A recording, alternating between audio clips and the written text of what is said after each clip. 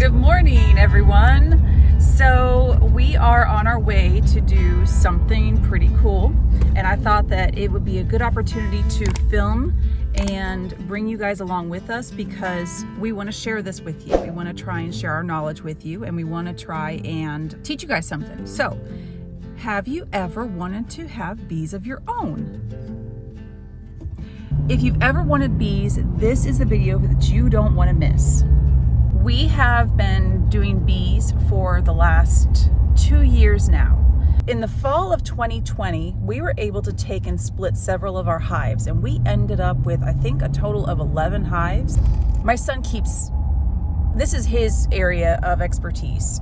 He's still learning. He's not an expert. None of us are.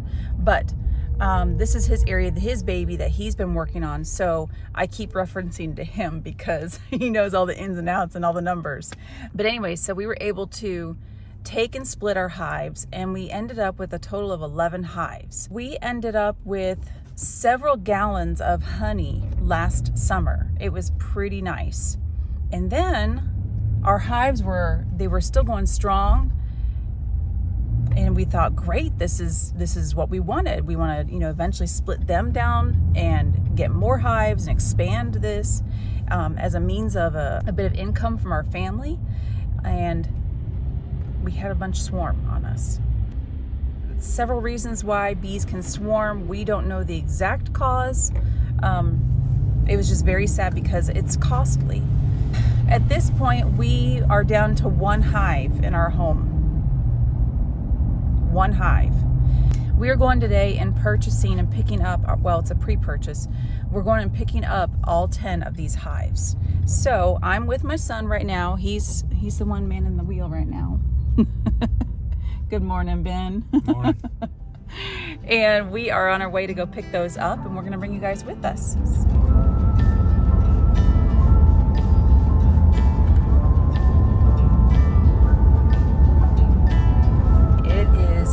Chilly this morning. It was 43. Well, my weather thing said 43, but where we live, it's usually about 4 to 5 degrees colder than that. So it was in the 30s near our house, and you could feel it.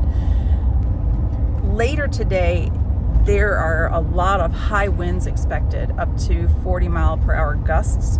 So this is a project that is going to be get done quick, because you don't want to be taking and trying to establish your bees in their hives with high winds. That's just not a smart idea.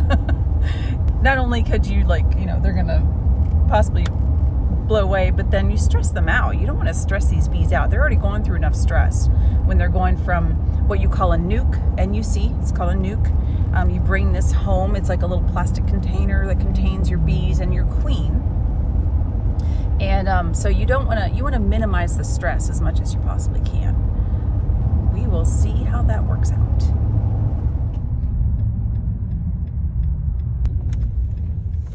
Other people are picking up their bees too. Good morning.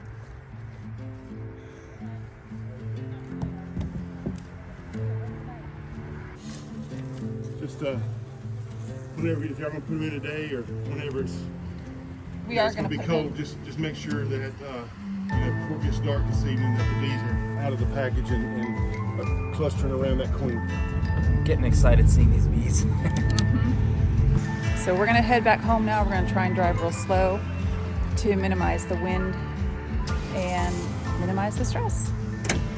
So see how easy that was, just to go there, you pick up your bees, and you're on your way. Now they're in your hands to take care of.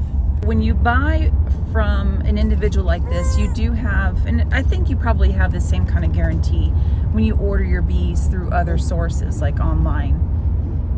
When you order your bees like this from someone, you have that guarantee. Like she said to us, if you get home and you find that your queen has actually died, you can come back, bring her in the box, because she's actually in a separate box. If she's not alive, then we can bring the queen bee back and she'll switch her out for another one. We got a big day of work today. We got the Forest Clan here. We got Sean and Tyler, right? No. What's your name? Tyler, and we got my older brother, Sean. Sean. All right. And we got my older daughter, Kaylin and my younger daughter, Emma. Right? What's your name? Emma. What's your name? Kaylin. Kaylin's gonna be filming. We gotta move all these cattle panels. We're gonna move all the chickens. I told you guys in the previous video. You see what they did here? This is our future garden. And we're gonna swing, we're gonna leave this part of the fence up, and then we're just gonna swing from that point this way, all the way around, and make this grassy knoll area from there to there, all the way across, all the way up to the cedar logs, and then we're gonna loop it around here, okay? So we have to move all this. We already moved the brooder. The brooder was brutal. It was very heavy. My daughter trying to be funny. Okay. How's that song go? Here's the sound of the man working on the train. Get back. Ready? Lean forward. Go. Yay. Yay.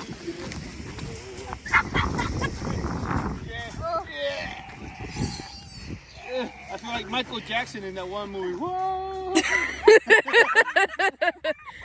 Slide it forward. Do your dance. Jump around. Jump up. Jump up. Jump up. Jump up. Get down. Park. Back. Okay guys, so we started our chicken operation a little over 3 years ago, and we're starting to wean out of our old hens and grow more production style. When we first started this farm, as I said in the previous video, we weren't focused on production, and we were focused on more of a ornamental flock, so we could start out with a nice pretty flock.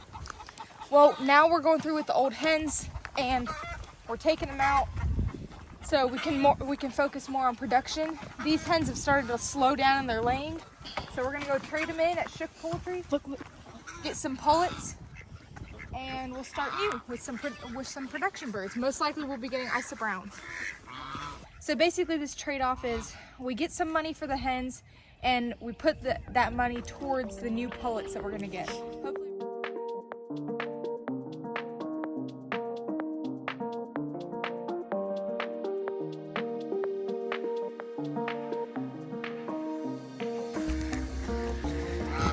Voila. Here we go. All right, Sean. Now you're going from farmer to filmmaker. We're gonna move the cedar logs so we can save our back.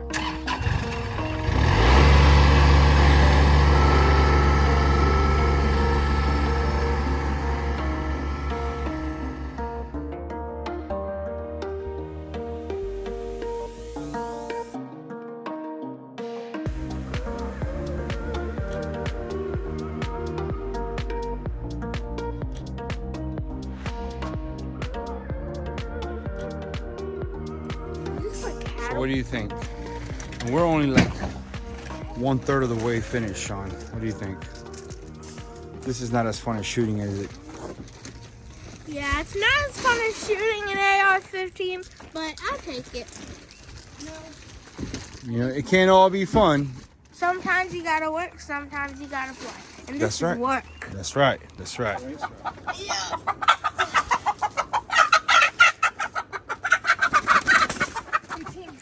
Nope. And 19. Good job. There they go.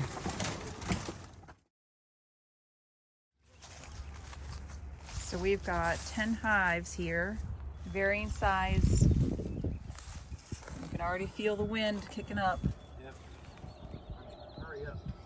Out of the 2 years that we have done this, I've noticed that they have a better temperament when they're like this versus when they're in the hive and established.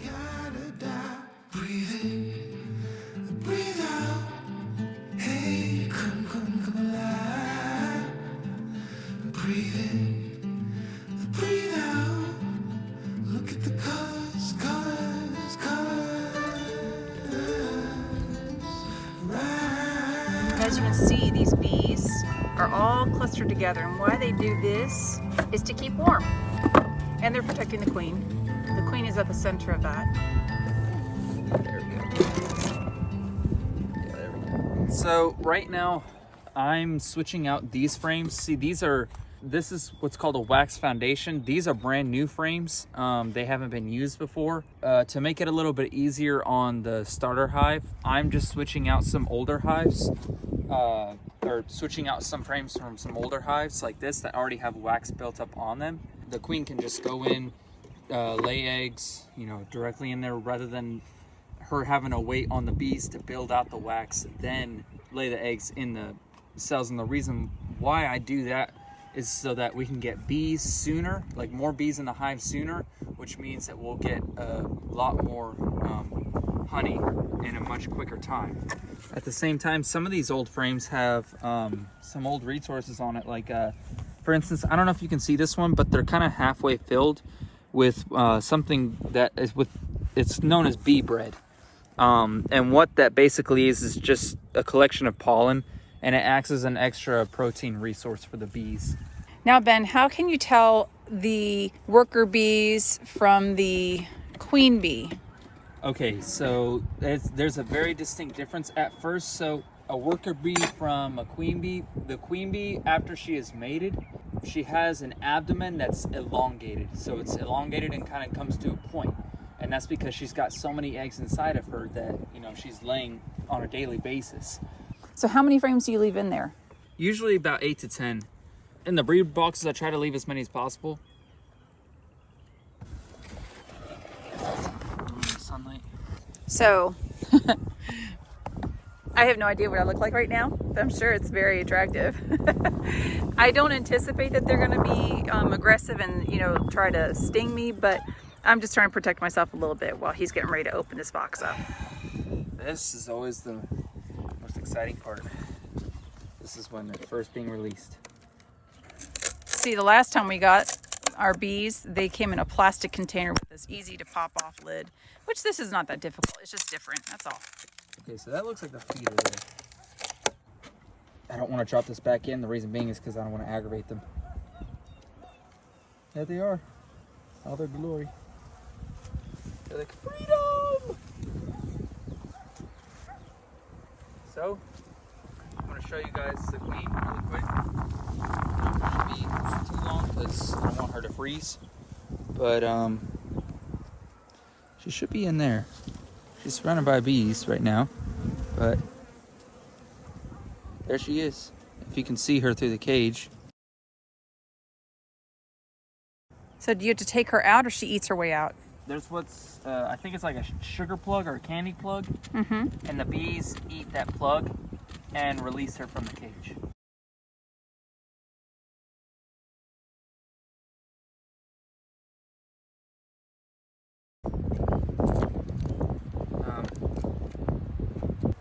Flying away.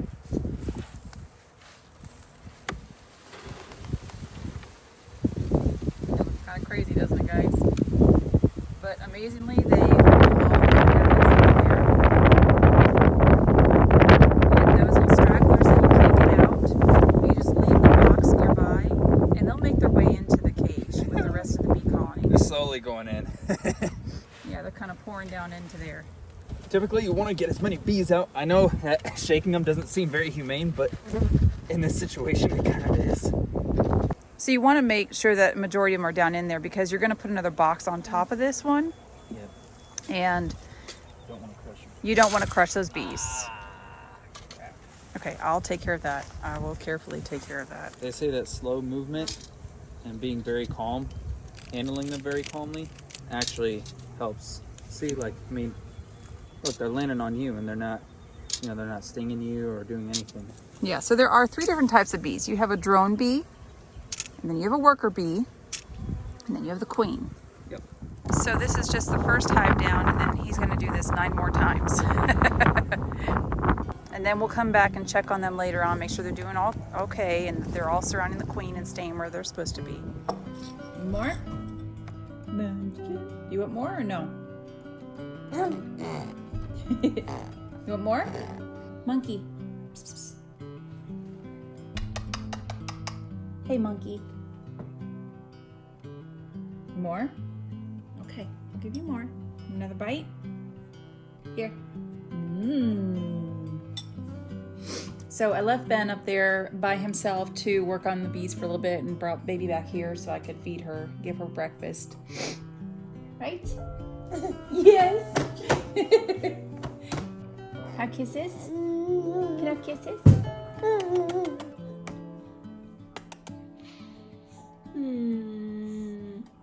Thank you. I love your kisses. Thank you. Yay. That's a big bee on there.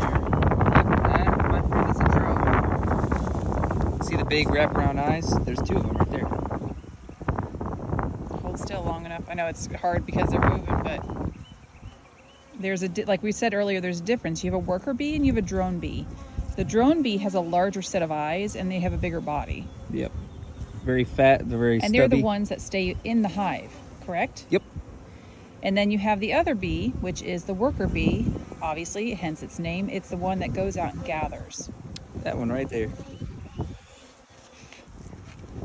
Now, this is the part where I'm gonna let them slowly fall out.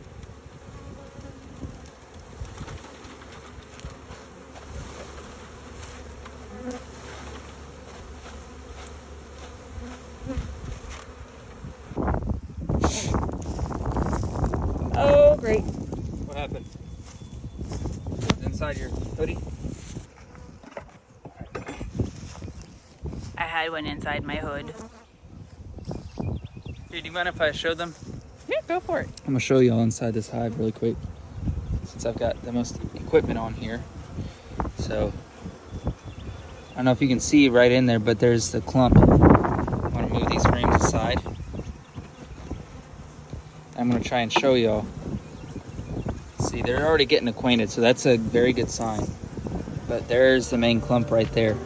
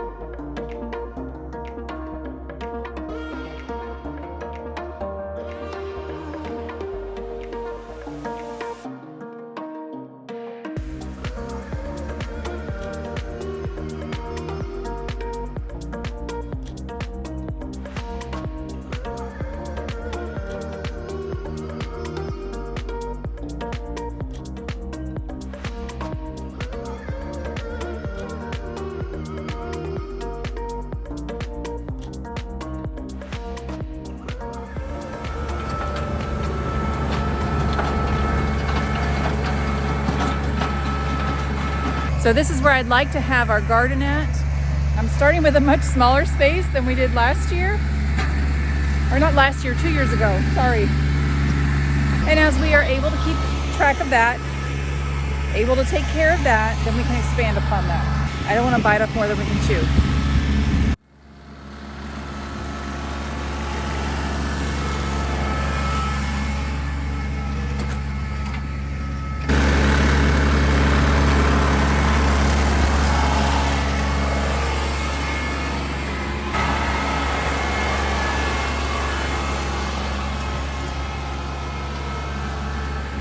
So our ultimate plan is to go through and till up like he's doing right now. And after that is done, we're gonna start taking loads of this. This stuff is super rich. It's been over here breaking down for a long time, and it'll be a great addition to our soil, making it nice and rich. This huge wood chip pile has been here for a while and has been breaking down and breaking down and breaking down. Now, it may look kind of dry and brown on the outside, but once you start digging in there, there are tons, and I mean tons, of huge earthworms. So you know that you got something good there. So I'm excited that, you know, we finally have an area where we're finally getting our soil up to par. I'm going to actually take a sample and send that off and have it analyzed this season, see what it might be missing, what we need to add to it, and make it much more hospitable for gardening. So I have a question. Do any of you guys know what this plant is? We have it growing all over near the creek, mainly. Any of you guys know what this is? I'm gonna look it up and see what I can figure out and find out about it. But yeah, just curious, that's all. So yes, this morning started out kind of chilly, but it is a gorgeous day. Like this is a beautiful, sunny spring day. Okay guys, so my husband just finished with all of this tilling that he planned to do. He got the garden area ready for me. Of course, not ready, but he got it tilled up and got the soil ready so we can add the mulch to it, or the wood chips, the broken down wood chips, to that next. And then we can start making rows and start planting our seeds, which I'm excited about. And I'm gonna show you guys what he did here.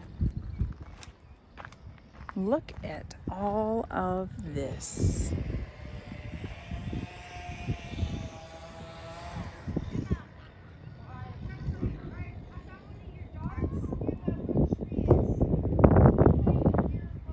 And I know that this does not really do it justice, but you can see there's darker soil, and then you have more of like this reddish kind of clay looking soil out there on the perimeter. That's where the chickens hung out more, in this area here, along here. So very exciting, guys. So my son Ben is busy working out there. I don't know if you guys can see. He's out there with a chainsaw. What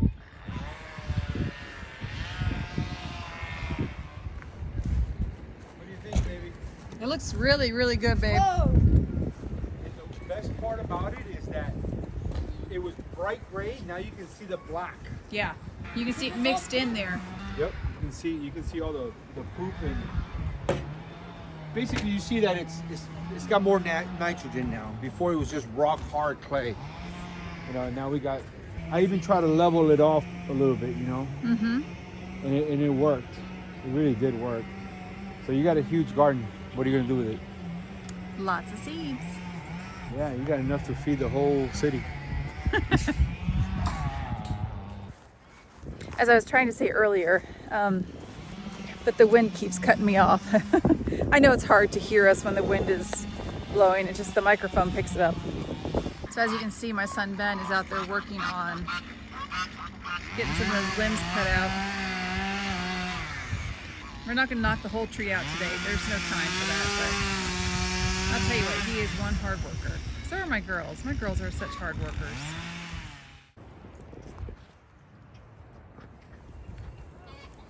You know, I know that they may not always like doing that kind of hard work, but it builds character. Well, let me just say, what a heck of a busy day we had today. This was one crazy day. All of us worked our butts off. Well, I should say that my kids probably worked harder than me, my husband too, but I had to be inside. You know, we got a baby. Someone's got to take care of her. So thank you, Ben, for all your hard work. You busted tail today, buddy. Yeah, it's been a long day, but I mean, it had to be done. So I'm going to sign out for tonight. We've been invited by some friends of ours to go have dinner, and we are heading out right now to go meet up with them. So we will catch you guys next time. See you later. Bye.